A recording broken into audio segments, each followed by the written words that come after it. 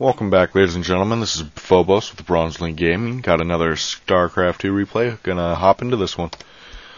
Here we got amitk. He's been a dear and sent us very many replays recently, so I really gotta thank him for doing that for us. Anyway, we have amitk as the red Protoss on Shattered Temple. It's been a while since I've casted a game on this map. And we have his opponent, oh jeez, Alkibiades.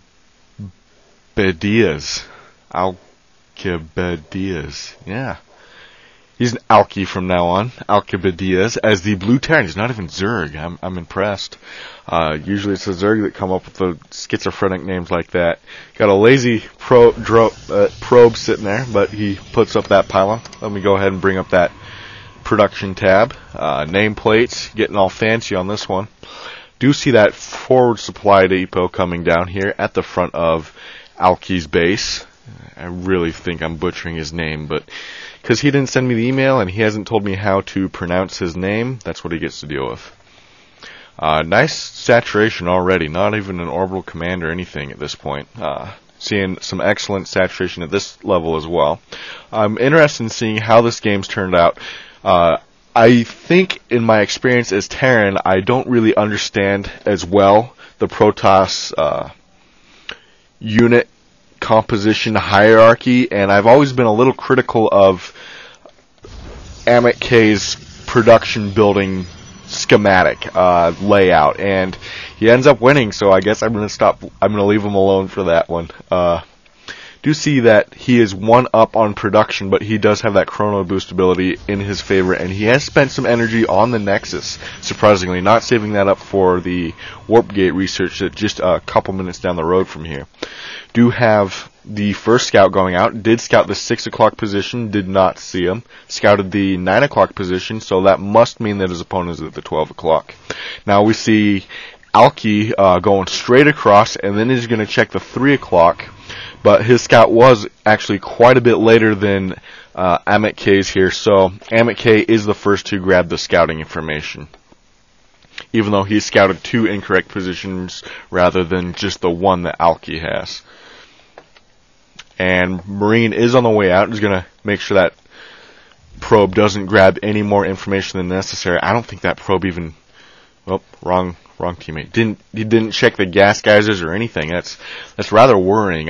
That's one of the most indicative things you can tell about what a player's build strategy is by how many geysers they have set up at one point in the game. We do have a second Rax for Alki coming down here. And Alki does grab... I better switch back into everyone's view, haven't I? Sorry about that, folks. But Alki does finally grab the scouting information he needs. Does see both assimilators come up for amitk, and we have that Zealot just straight charging after that SCV there. It looks like the SCV was on a patrol course, but that patrol course, if continued, was just going to get that SCV just slaughtered. Do have the probe sitting out in front of the base. An excellent scout here at the beginning. Only 50 minerals. Don't have to build a pylon or anything, and you can tell exactly when your opponent's going to move out with any kind of Marine, Marauder, ground forces. Second, it's a little early though. We do have that second and actually a third Rax on the way out. Orbital command is done though. And warp gate research is on the way out. It's only about two-thirds to halfway done, somewhere in between there. Looks like there may be enough energy for another chrono boost if we see it dropped on the warp gate.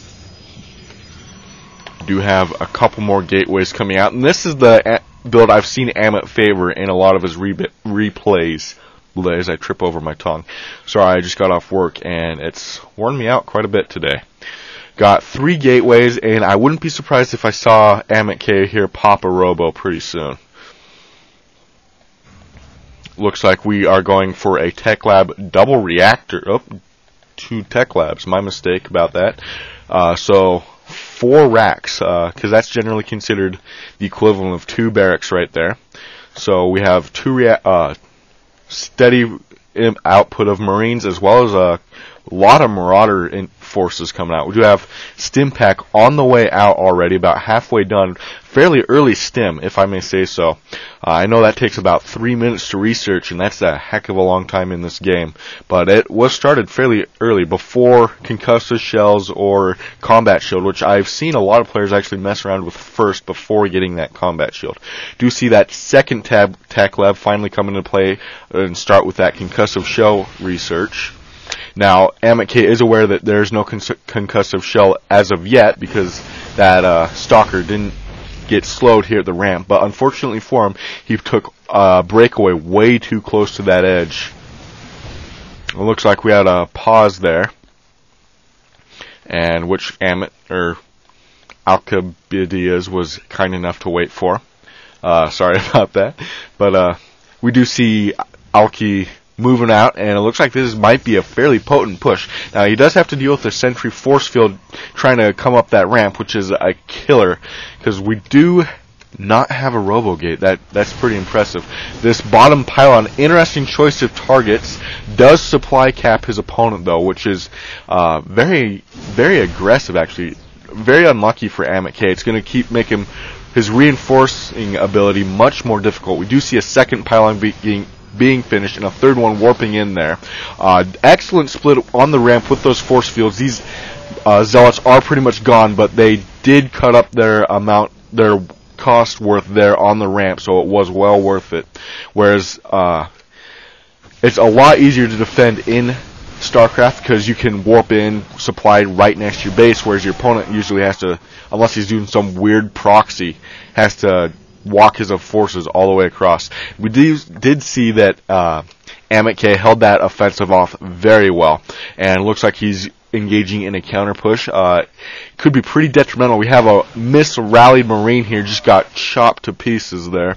Bunker going down at the front base, but it is way too late for that to be effective. It looks like we lose 50 minerals in the SCV, and that is not canceled. There's another 100 minerals down the drain.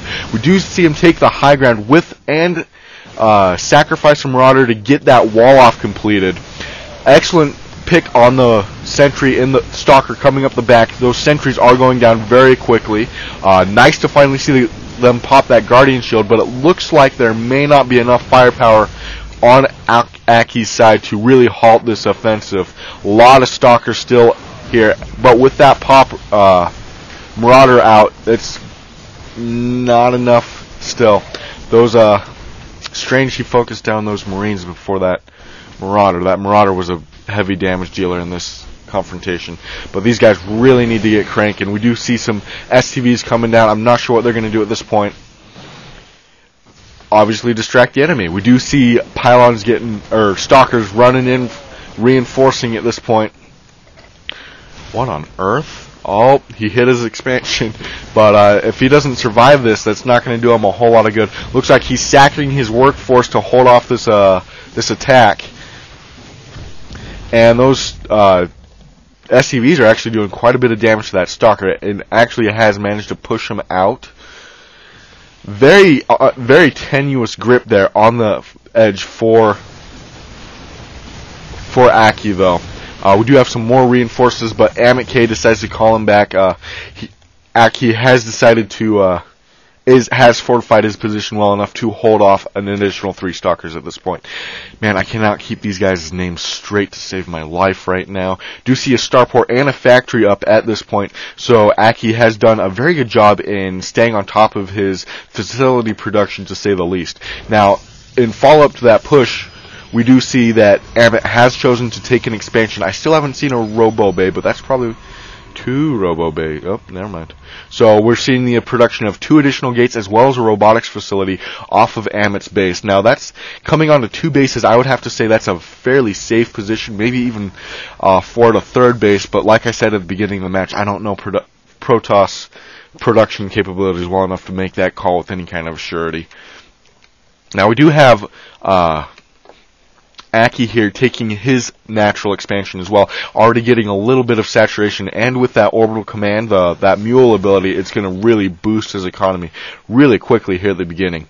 We do have a couple medevacs pumping out at the start, so it looks like this factory was just tech hop. We do have a drop here at the back for Amit. Looks like his main is getting hit pretty hard. He might actually be able to take out this... no, we got too many forces running in here. There we see a stim. It was a little late, though. Very kind of a big waste of health on that stim. Got to be very careful. He's got to fly it that way. He lost an entire medevac full of troops. Very costly loss for Alki at this point. A little bit of oversaturation on this natural, but that's alright at this point, seeing how his main was under attack. I wouldn't be surprised if we saw a resplit back to his main. Do have some immortals out on the field, which is going to make those Marauders' job a lot more difficult, seeing as how the base, the force of Alki here is primarily Marines and Marauders, almost exclusive Marines and Marauders. There's no engineering bay, which I've got to say is a big lapse in judgment for Alki at this point. Now, then again, we haven't seen a forge from amitk yet either, but I will have to hand it to Amit's unit composition. It should be able to carry the fight, even though he doesn't have any upgrades at this point. Excellent force field right there. Kind of an overlap there, but does manage to focus quite a bit of units down. These shields are doing an excellent job of splitting and pinning these forces into awkward positions, completely favoring the Protoss and their Zealots even. And we do have one sentry left, not enough energy to do a force field as of yet. A lot of health coming in from those medevacs though, but not enough to outweigh the DPS coming off of those stalkers. Looks like we're throwing those SCVs at the sentries at this point, and after he loses those few SCVs, Aki here decides to call it GG. He held on very valiantly through that first push. I've seen a lot of people call GG at that point in the game, but Alki here stuck to his guns, was able to repel it and recover quite nicely. I would have to say, I think he was a little over aggressive in that counter push, but he couldn't just. He took quite a bit of economic damage in having to resupply his entire army from that push. So he had to do some sort of countermeasure to, if not pull ahead, which he tried to do with that expansion, then hurt his opponent to slow him down, which was what that drop was. So his tactics are sound, I gotta say. His mechanics just need to be tightened up just a little. And since that drop didn't work, the next, maybe a little tweak is, instead of doing a counterattack at that point in the game, try doing a double expand, especially on this map, because it's fairly easy to hold. This is a wide mouth, but Protoss favors those choke points with sentries quite a bit. Makes it really hard for your units to get a surround and to deal the maximum DPS. So I would, instead of recommending a drop at this point, recommend a double expand. Amit, I gotta hand it to you. You keep holding together. I was rather impressed with your timings as well as your production buildings with this game. You did an excellent job, an excellent transition from the 3-gate, which you held off a push and then counter push, did quite a bit of damage with that counter push, into a natural expansion as well as 3 more production buildings. You're keeping your economy to your production buildings very level, which I really got to hand it to you. A lot of novices just go totally top heavy with one or the other, and it ends up costing them the game way too often. Anyway, this is Phobos with Bronze League Gaming. Thank you for tuning in. Hopefully we'll catch you again. If you have a game you'd like us to commentate, or if you have comments, questions, concerns, thoughts, send them to BronzeLeagueGaming send them to BronzeLeaguePerspective@hotmail.com. Once again, that's BronzeLeaguePerspective@hotmail.com.